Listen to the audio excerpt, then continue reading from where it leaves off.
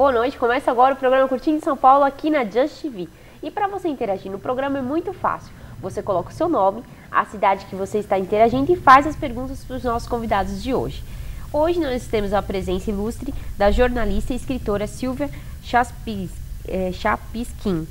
Ela fez um livro maravilhoso sobre horta na educação ambiental e hoje ela vai conversar um pouquinho com a gente sobre esse tema no nosso programa Curtindo de São Paulo. E também você vai ter daqui a pouquinho conhecer um pouquinho mais de vinhos com o sommelier Wesley.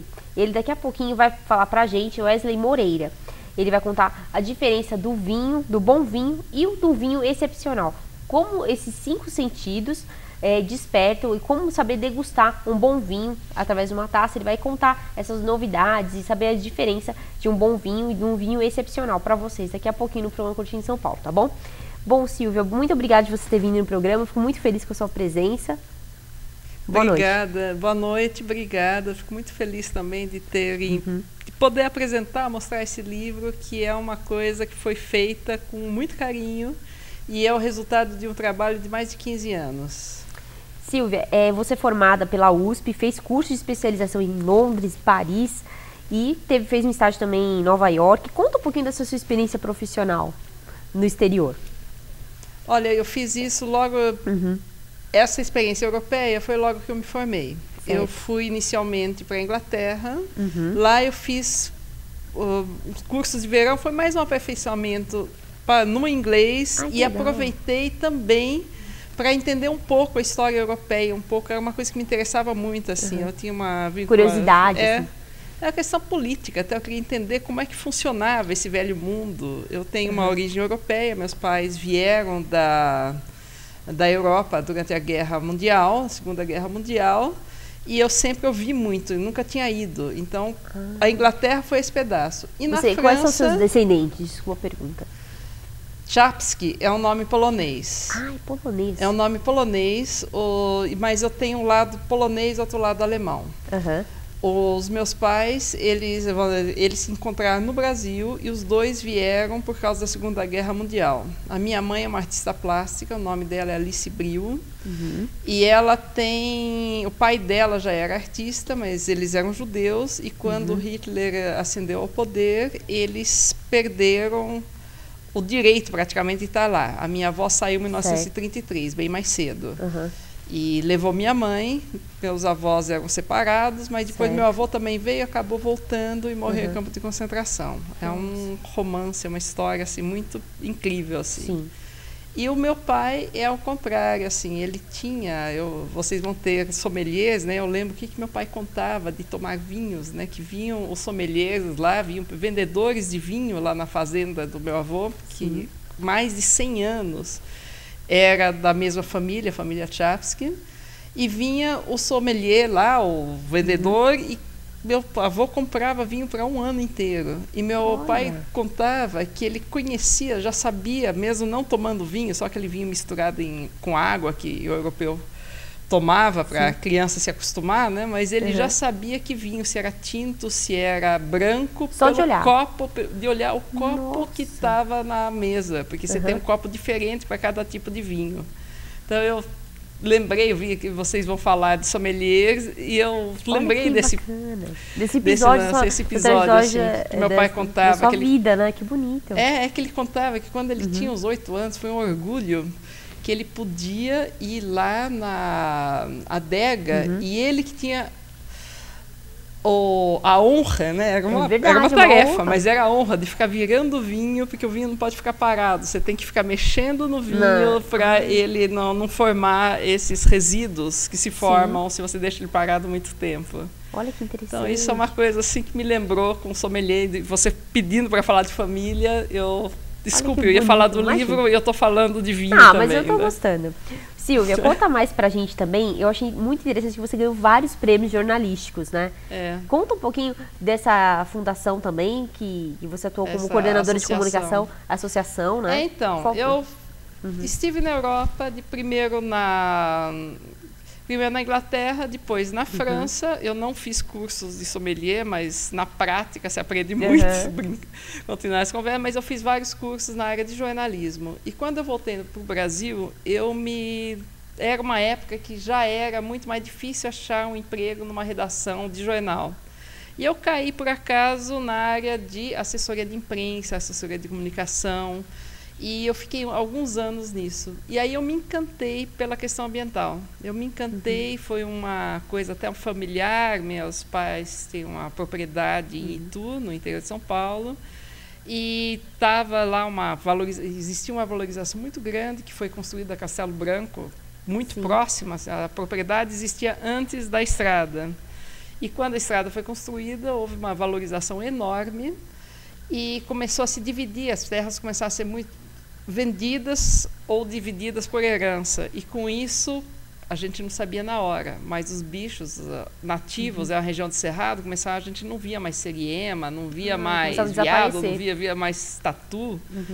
E dessa inquietação, o que aconteceu? A gente chegou à conclusão que era a devastação, realmente a devastação, não proposital, mas alguém compra uma propriedade, quer fazer uma casa, quer uma coisa, então destrói o que era a área nativa e prejudica a fauna, meio ambiente, né? O meio ambiente. E com isso a gente começou uma associação. E eu fiquei 20 anos trabalhando. Você foi fundadora dessa associação? Eu larguei, olha, para você ter uma ideia, eu deixei a assessoria de imprensa. Você largou tudo. Larguei tudo. Essa fundação. Virei uma ambientalista. Daí há um ano eu já não falava, peraí, eu sou jornalista, não posso ser ambientalista. Aí eu voltei a mexer com o meio ambiente. Isso era na década de 80, que não era nem moda isso. Entendi. E eu comecei a achar... Você foi pioneira. Eu sou meio, a gente brinca assim, eu sou dinossauro dessa área de meio ambiente, assim, porque dos jornalistas ambientais. Hoje é uma coisa que existe muitos, muito competentes. E na época... É um orgulho, né? De saber que você foi a primeira a levantar essa bandeira pelo meio ambiente, né? Não foi a primeira, mas... Uma das primeiras. A gente dizia que não lotava uma Kombi naquele tempo, entendeu? Os ambientalistas, eram muito poucos. Que legal. Conta um pouquinho das outras publicações que você fez. Você escreveu diversos livros, né? Eu comecei a fazer um jornal que se chamava Ortiga, pela associação. Esse jornal começou a ficar muito famoso. E daí, uns 10 anos da década de 90, eu fui convidada a escrever meu primeiro livro. Eu já tinha feito um que chamava Pequeno Guia para Ecologista Amador, que era uma cartilha publicada pelo SESC, que depois o Unibanco republicou. Ele chegou a distribuir para todos os funcionários do Unibanco em 1991, era a época da Eco 92. E depois, em 97, eu fui convidada pelo Ministério da Educação, junto com a Unesco, para fazer um livro que contasse a história da educação ambiental no Brasil. Legal. E era estranho, pensando hoje, porque eu só me baseei em entrevista telefônica e papel. Internet é uma coisa que quase ninguém usava. Em 97, 98, era nas universidades, assim, alguma coisinha que existia, também, muito restrito. E esse livro foi um sucesso, ele foi distribuído para todas as diretorias de ensino do Brasil inteiro, educadores ambientais, não existia referência na época. E desse livro, eu tive um filhote, 10 anos depois, que o Ministério do Meio Ambiente pediu para eu fazer uma atualização, que foi um livro chamado Matizes da Educação Ambiental. E o MEC me chamou novamente e eu fiz algumas publicações para eles, para as conferências infanto-juvenis de educação ambiental, que são muito legais, existem na internet, procurando, se encontra. Aquelas mudanças ambientais e globais? Mudanças e agir na escola, na comunidade. É isso, exatamente. Enquanto isso, a pessoa acha esse livro. Se quiser entrar em contato com você, Silvia, pode entrar no seu site, no seu blog? Pode entrar. Lá, pedir algum livro, alguma publicação. Se a pessoa quiser comprar, pode conseguir? Pode. Posso mostrar esse aqui? Por favor, fica à vontade, Silvia. Então, esse Hortas na Educação, ele foi feito pela Associação Ituana de Proteção Ambiental. A Maria Célia e eu... A Maria Célia era educadora, era diretora de Educação Ambiental e eu a coordenadora de comunicação. Certo. E nós coordenamos a produção do texto. Só que existia uma equipe de Educação Ambiental, a gente trabalhou em 45... elabora junto o livro, né? Exatamente, são 45... Profissionais? Escolas. Escolas. Profissional era pequenininho, era uma ONG pequena, eram sempre 4, 5 profissionais indo, percorrendo todas as escolas, ensinando, e fazendo algumas práticas didáticas junto com a horta. Então, por exemplo, quando a criança vai plantar as sementes, a criancinha, imagina que é educação infantil, ela está começando a aprender a contar. E você fala, faz 3 carreirinhas aqui na terra, no canteiro. Aí você coloca 5 sementinhos em cada carreira. Aí depois já acabou aquela atividade, você fala, pensa quantas sementes você usou. E você está ensinando aritmética para uma criança de 3, 4 anos de idade. É mesmo. Então, você faz o calendário da horta. O calendário da horta, então, na classe tinha assim, um quadro que era feito, quadriculado, você colocava o dia da semana. E a criança começava a se alfabetizar com isso, porque você escrevia, hoje plantamos cenoura. Ai, que legal. Entendeu? Então você tem muitas atividades. E a gente pode ilustrar isso com algumas imagens. Vamos dar uma olhada? Esse me ajuda a explicar melhor, Silvia? Vamos dar uma olhadinha ali. Pode ir comentando. Aí, olha isso, que bonito. Vamos dizer, isso é só... Na entrada, a gente tinha uma horta modelo na sede da associação, e na entrada da horta isso já era feito com plantas para mostrar... Até para a criancinha que vê isso, já sabe. Isso é nessa horta na associação. Isso é a horta modelo, não era na escola. Aqui, isso mostra muito como você, se você quiser fazer num quintal de casa, ou se tiver um espacinho para fazer, ou numa escola, ou comunitária, presta atenção que esse canteiro, ele tem tudo misturado. Alface. Alface, tudo isso. Tá vendo? Ele tem alface, aí ele tem... Você vê que cada pedacinho são plantas diferentes. Essa mistura, a gente explica para a criança que é para enganar o bicho. Porque, se você tem uma lagarta, ela se confunde com o cheiro da cebolinha, disso, daquilo, e ela não vai no que ela gosta, que é o alface, por exemplo. Legal. Se quiser passar o próximo, que aí a gente vai mostrar. Olha aqui, o Marcelo era coordenador de educação ambiental durante muitos anos, e ele mostrando para as crianças exatamente aquela atividade que eu falei. Você faz a carreirinha e você vai colocando as sementes nessa carreirinha. Pode passar as outras fotos, pode passar, pode passar o próximo se quiser. Aqui, olha, alternativa. Muita escola, e na casa da gente, você não tem espaço. Então você usa, tanto aqui, o outro foi uma coisa bem super alternativa, mas garrafa PET cortada, na metade, você faz um furinho embaixo, que nem vaso, os furinhos. Você coloca uma camadinha de pedrisco, de pedra, e você coloca a terra enriquecida, que é a mistura de terra com composto orgânico e com areia, e planta. E aqui é uma experiência que foi feita num canteiro. De repente, a criança, depois, ela pode levar aquele pedacinho que ela plantou. Você faz no canteiro, então isso é uma coisa mais didática. Aqui, aí estão ensinando a plantar. Aqui eles já estão tirando os matinhos.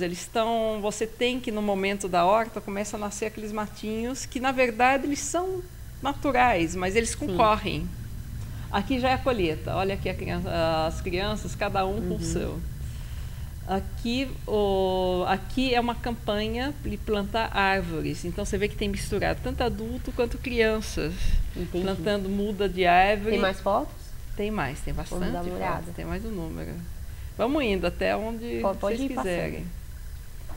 Aqui você tem também são jogos que você faz. Por exemplo, você veda os olhos e tenta no tato, você vai no tato tentando saber o que é aquilo. Ou você tenta olhar. Isso aqui, se você quiser ir passando mais rápido, são trabalhos de arte com base na horta. Eu queria só falar uma coisinha. Hoje, justamente hoje, é o dia do gari. Entendi. E a gente faz muita coisa com reciclagem. Isso aqui é reciclagem. É a coisa que você está fechando. E é o dia da reciclagem também. E do trabalho, depois a gente pegava comissões e fazia exposições. Que legal. Com o trabalho infantil. Silvia, quem quiser conhecer um pouco mais do seu trabalho, como é que faz? Entra no seu blog, não é isso? www.hortasnaeducação.blogspot.com.br. Pode deixar seu telefone de contato. Muito obrigada pela sua presença aqui. Fiquei muito feliz. Por favor, 011. Tá. 011 99705 4055.